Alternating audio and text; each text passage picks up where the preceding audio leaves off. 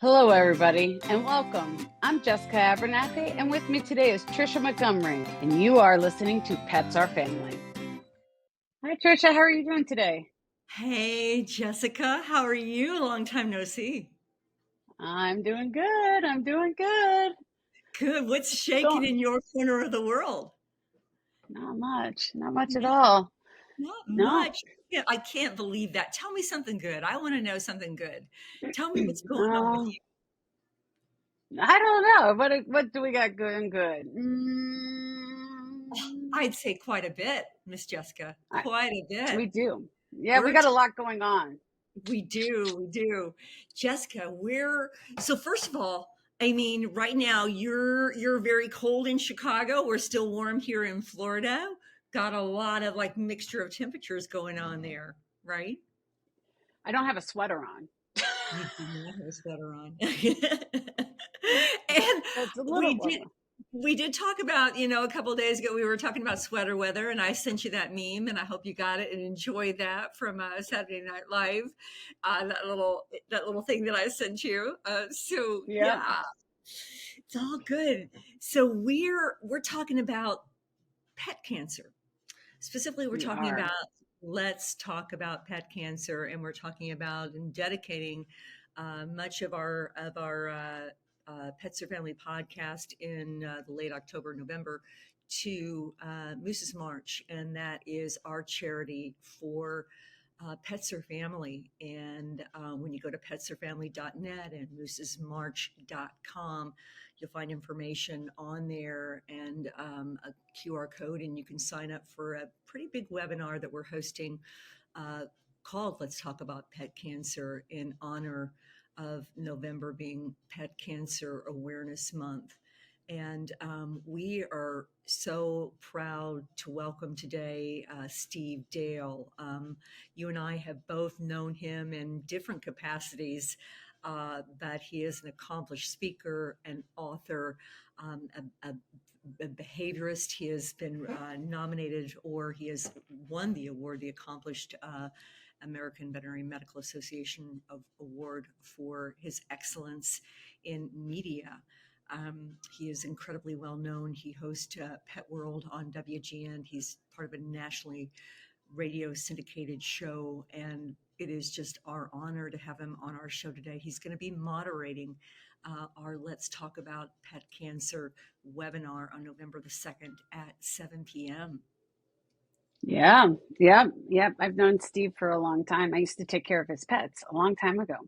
I told you that. So, Yeah, yeah.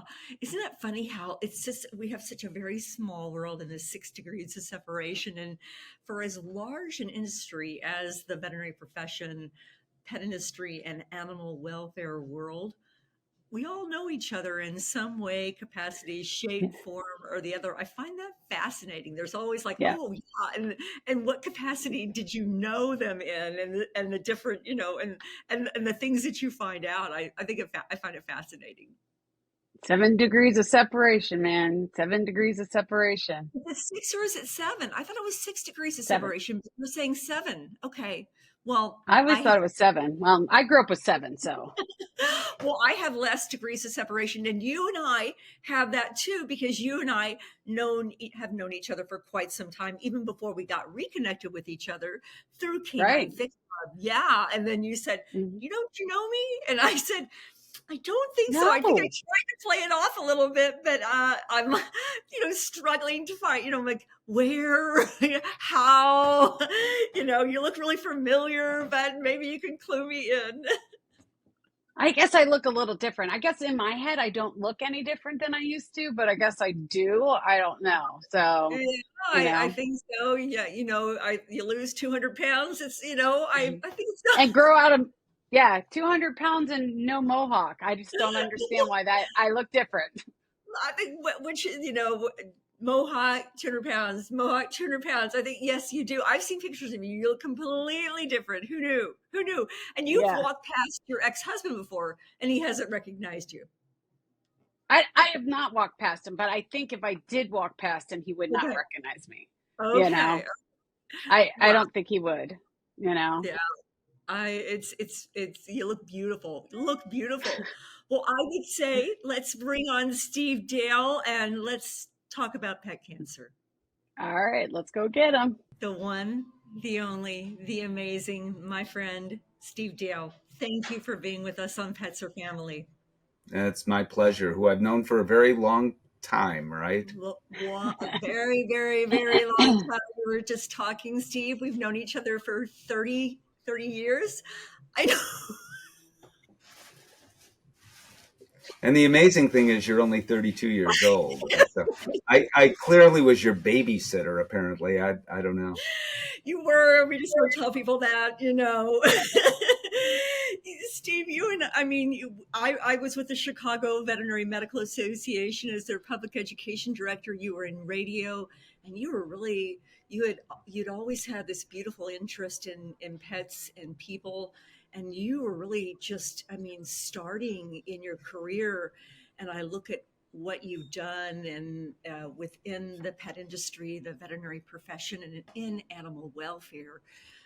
Tell us a little bit about you, how you got started, and for the people that not that I can't believe that no one knows who you are, but people that may not know who you are, tell us a little bit about you.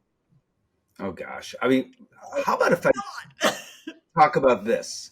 And that is how the human animal bond kind of pushed me into going to do the pet thing kind of full time. So I was covering entertainment for the Chicago Tribune, USA Today, which was then a fairly new publication, and People Magazine out of Chicago.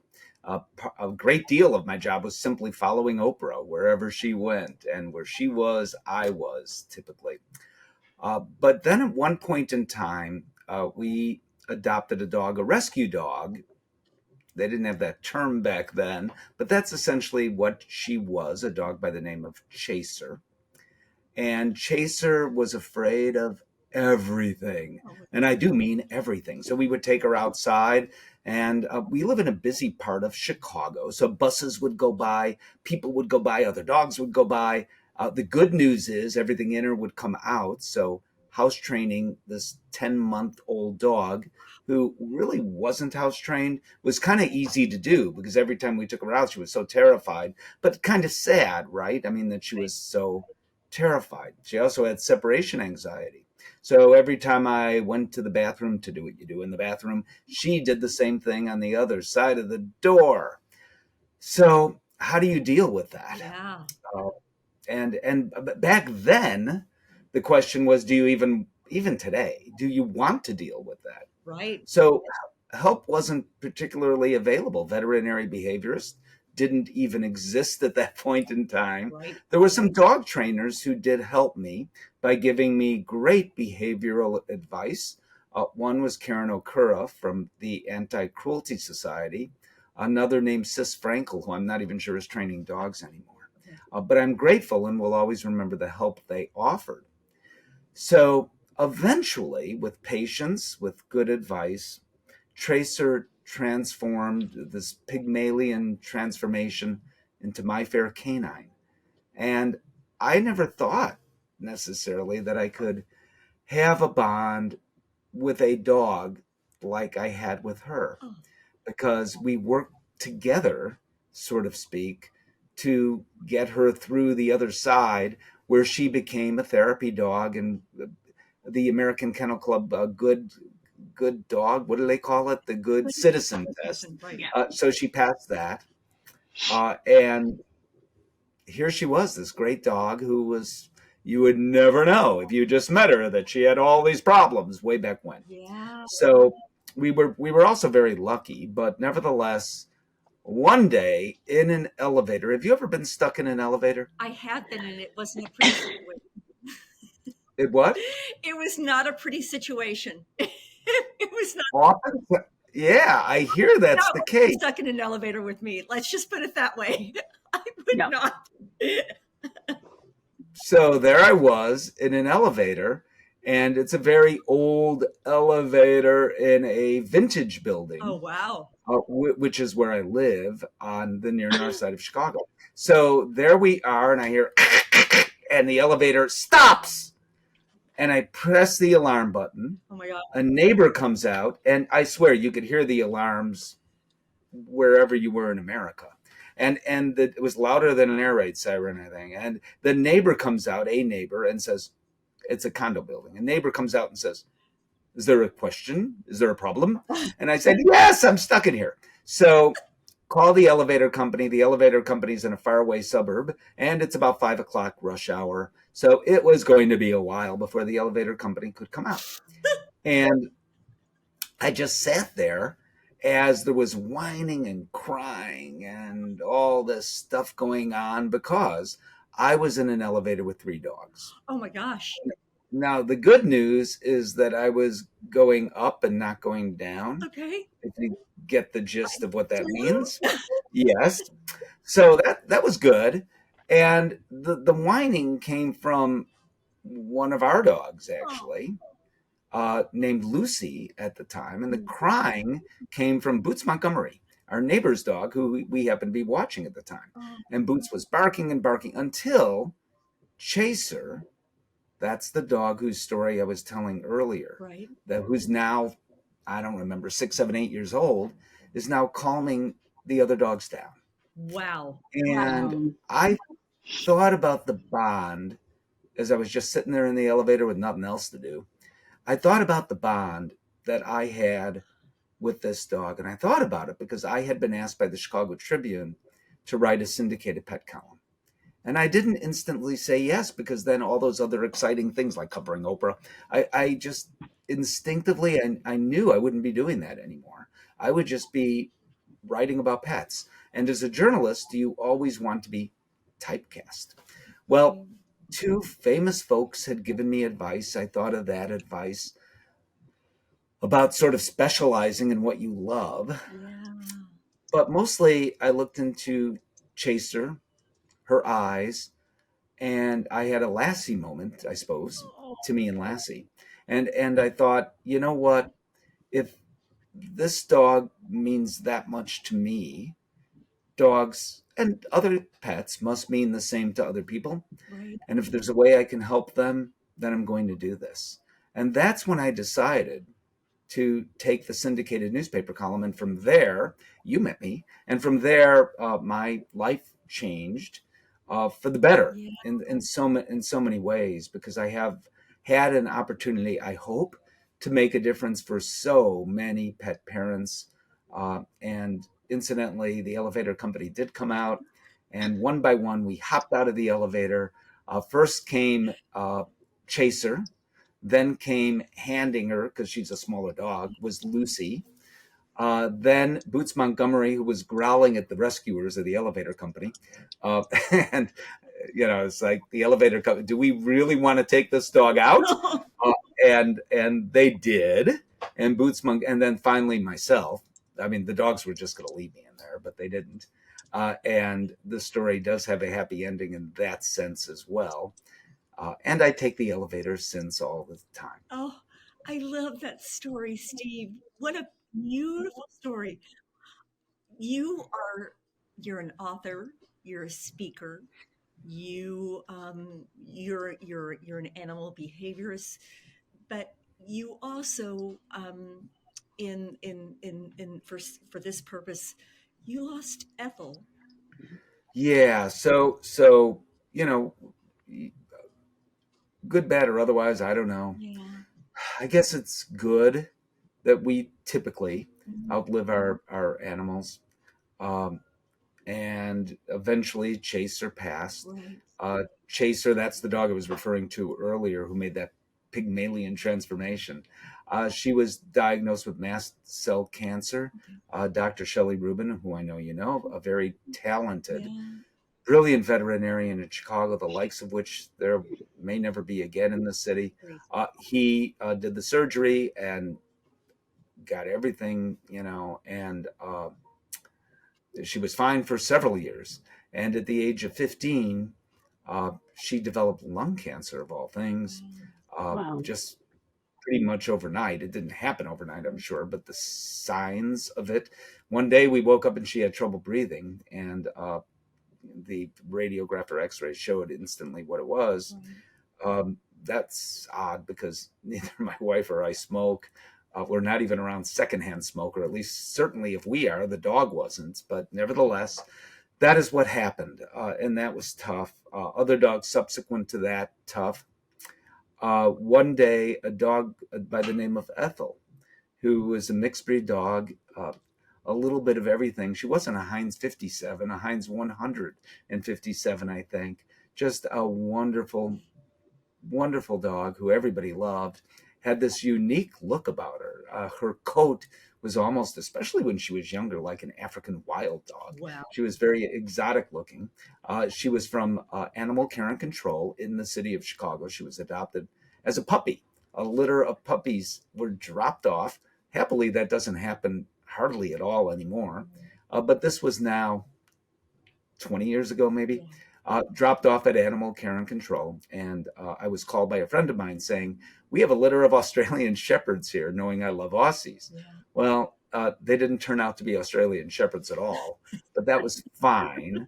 And she was just this great dog who was often literally stuck to me. I mean, if I sat down, she was not only at my side, she was a part of my side. One of those dogs, kind of like a Velcro dog at times.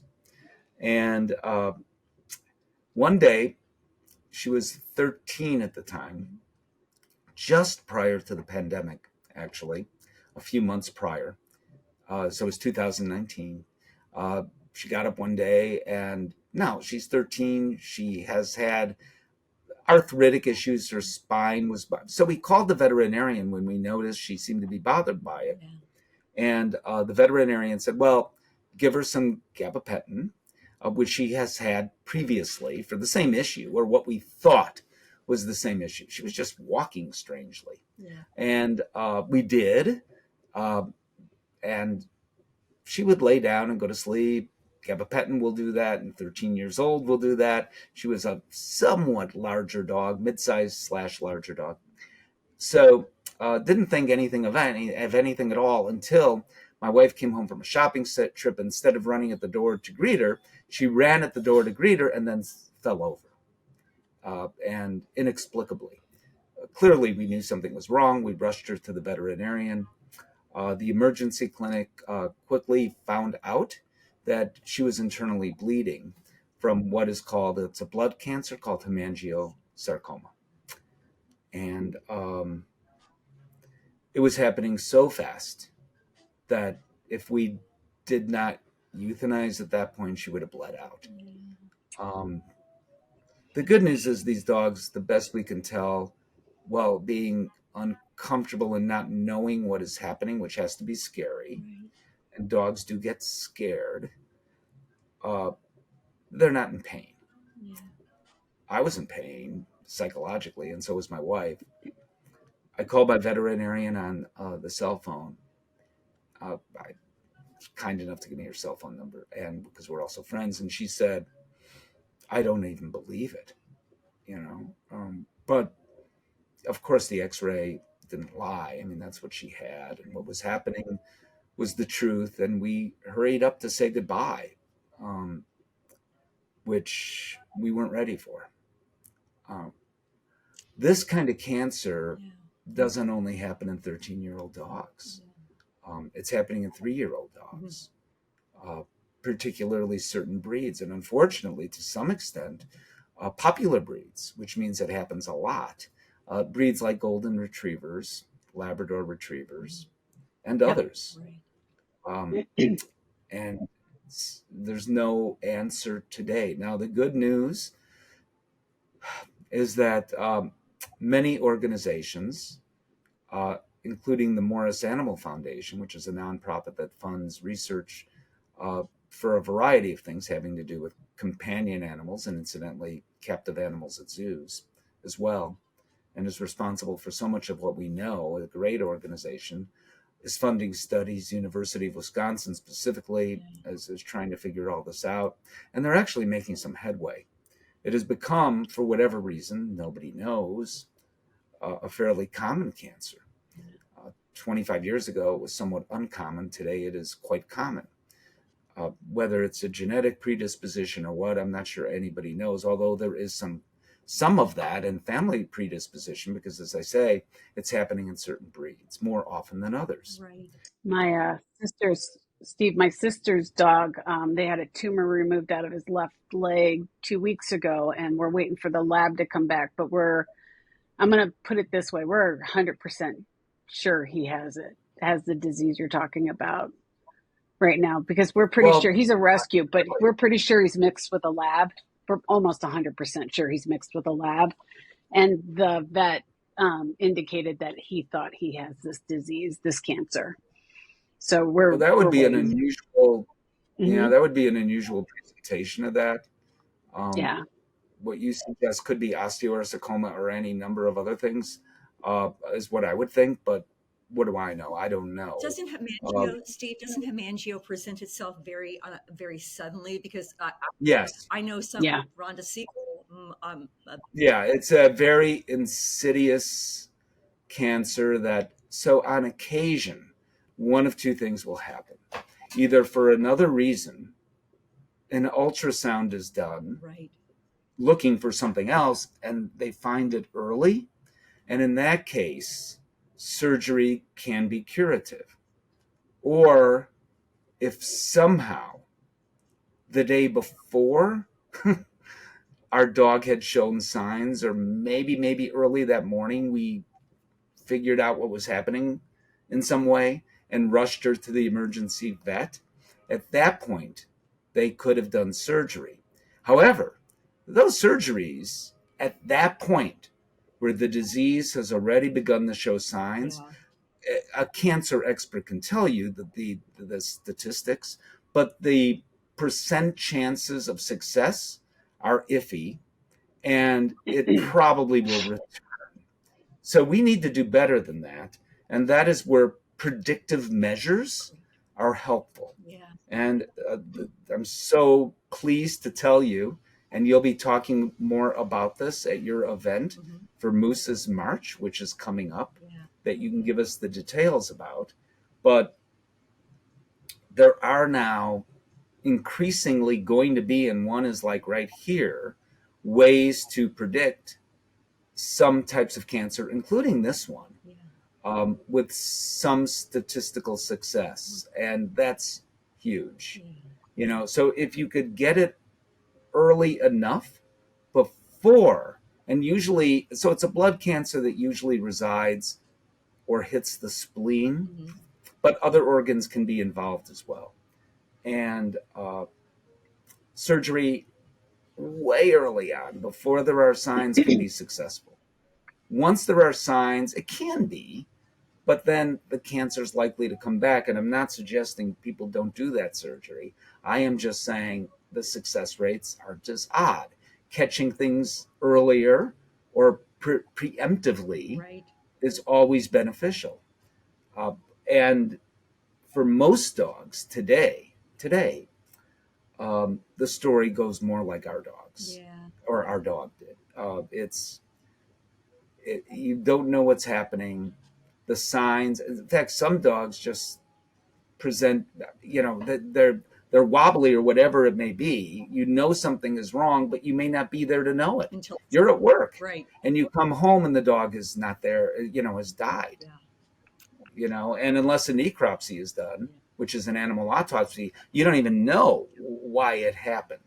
And that actually occurs More often. kind of free. Yeah, yeah. Right. So this is how fast this can happen. So the good news with that is that, as I say, because it's quick, the dog isn't suffering for 6 months, like some kind of cancers. That's the case in human beings, 6 years, right? In dogs, it can be 6 months, where there truly is, we do all we can Right. to prevent suffering, but frankly, there is. That's cancer, right? Um, However, for this one, the good news is typically that's not the case, but the bad news, it happens so fast that there's no time for us to prepare. But moreover, it's increasingly common, and we're losing too many dogs of all ages, and this includes young dogs that aren't even at times a year old. So tell me about Moose's March, Yeah. and we can learn about. I just did a little bit, and by the way, I interviewed some folks about this, which will be heard on my WGN radio show as well on my national radio show. So you can find that. I'll put a link on Facebook. There will be a link on my website, which is stevedale.tv. But tell us about Moose's March. Steve, first of all, I just want to thank you for sharing your story. Cancer is something that is a devastating diagnosis, and then all too often we do find out too late. Um, Moose's March is the legacy in honor of my dog Moose. Heart dog, cattywampus, just a hot mess that I had adopted from Paws Humane Society through Columbus Animal Care and Control. Came home from actually Talladega Raceway, and there had been some signs of just lethargy, and wrapped my arms around him, and then that was it. I found the 4 nodes and 3 other places, and it was stage 4. And it was, he was gone within 2.5 weeks. And What kind of cancer was it that? was stage 4 lymphoma cancer, and it just he had a myriad of other health issues. He was heartworm positive. We don't really know his story coming from a rescue, but he was definitely chained outside, and there was some other conditions, but we don't know. There are so many things that we don't know about cancer, and I'm just so grateful that there is research going on through the Morris Animal Foundation and other organizations that are trying to find out more about this devastating disease. But the goal of Moose's March and is to educate pet parents and to have an open discussion on this devastating disease, and find out more, and then talk about early detection and some of the things that can be done for that. We're having this beautiful webinar on November the 2nd at 7 p.m. And Steve, you're going to be, I sometimes I say facilitating, it's not a wedding, you're moderating with some incredible experts. Dr. Thomas Butera of Volition Veterinary, the CEO, Dr. Rebecca Timmons, Kristen Werman will be on this panel. David Stansfield of Dr. David Stansfield of Cooperative Care will also be, and I'll be there with you too, and opening up for a beautiful dialogue and talking about pet cancer. And as we know, November is Pet Cancer Awareness Month, and really Cancer Month, and hoping to really shed light and awareness on this disease.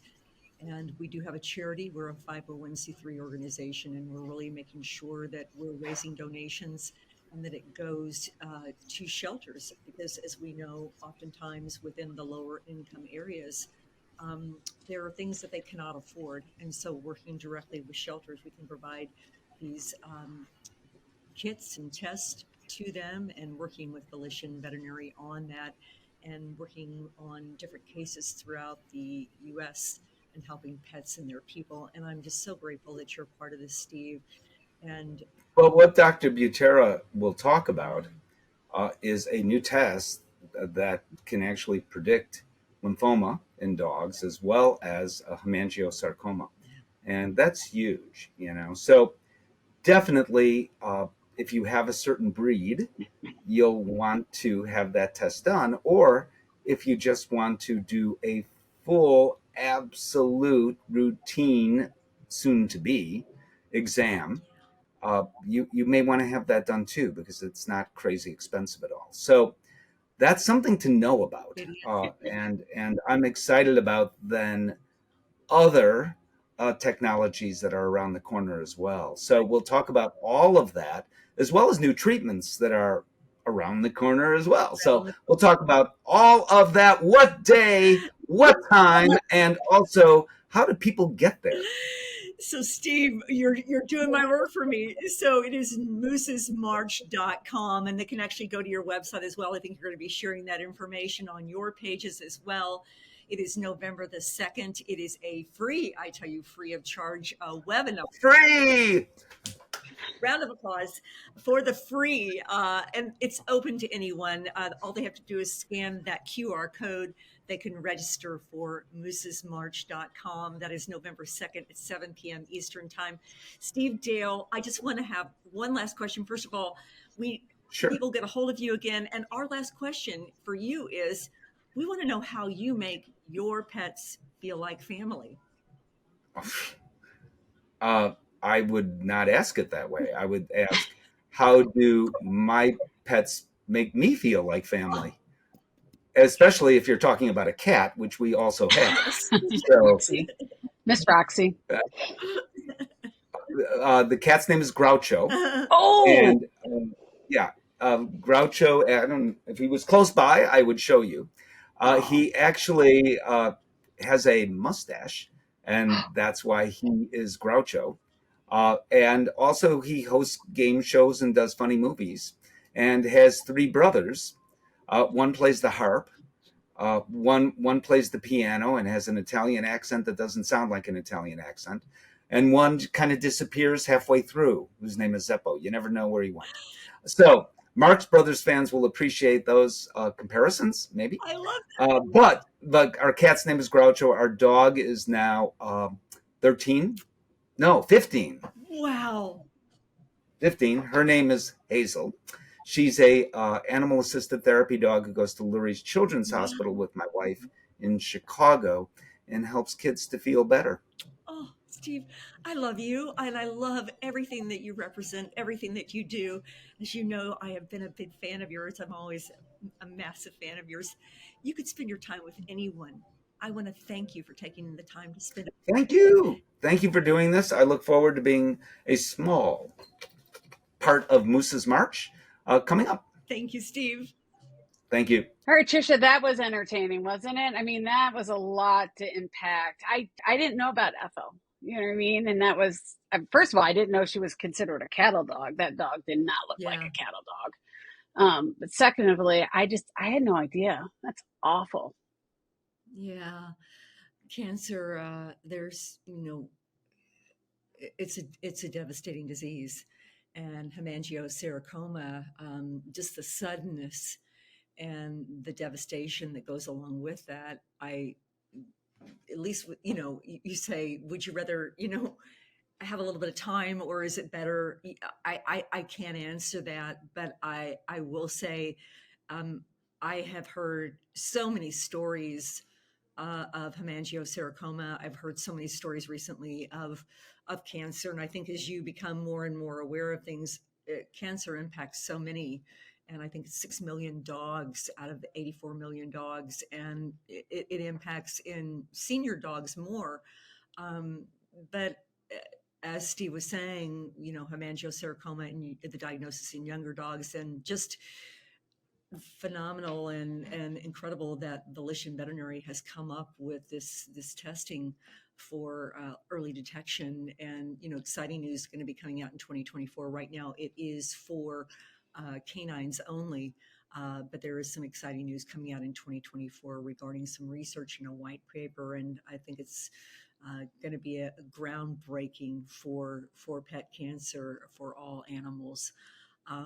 Yeah, just interesting, just very interesting. And Jessica, that elevator story. Do was there a personal story that I think you told me about something earlier. What's the personal story that I think that you have related to an elevator with Steve? Is that right? Yeah, Steve forgot, but I've been stuck in Steve's elevator too. You know what I mean? Not as long as him. We did not have to call 911, but me and the dogs also going up, got stuck in there for a good, I want to say it was 15, 20, maybe a half an hour, but yeah, I you would just sit lose there my and his elevator is small. I mean, mind. it is small. I mean, his building is old. I mean, it's over 100 years old. That elevator, I don't know what we've done. It's got to be all the hormones we put in our food nowadays, but people must have been smaller back then because that elevator was small. I also weighed a lot more back then, but those elevators are small. I mean, you could not fit three people in that elevator. Oh, I've been stuck in an elevator when I was 10 or 11 years old.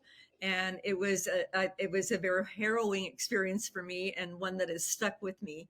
And recently, probably 2 years ago, and now I will not ride elevators unless someone is with me, and I will choose to walk up, 50 flights, 100 flights of stairs before I ride an elevator. So for our listening audience, that is one of my fears, that and running out of toilet paper. Well, you did not do well in the pandemic then. You were one of those that hoarded, didn't you?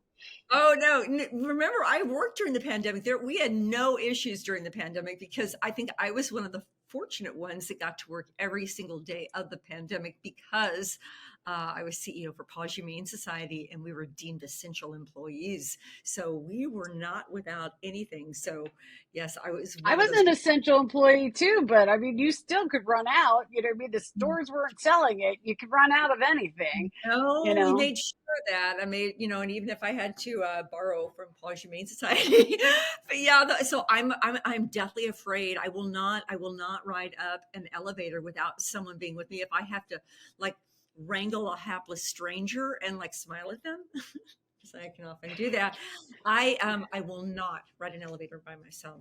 But yeah, Good to just know. crazy. Good to I know. know. That's In case really you good to know. That's good to know and because I'm I just am getting not walking up on the 100. elevator. I am not walking up 100 stairs of flights with you, or 100, 100 flights with you. Nope. I will do that in a heartbeat. But I think going back to Mrs. March, this is our charity, this is our passion project, and this is something that is deeply personal to me because I lost Moose to cancer May of 2022 to stage 4 lymphoma. He was gone, unlike Steve and their pup Ethel. Moose was gone within 2.5 weeks, and it is devastating. And we're here to talk about an open conversation about pet cancer. We have some beautiful Yeah. experts and veterinarians who will be with us.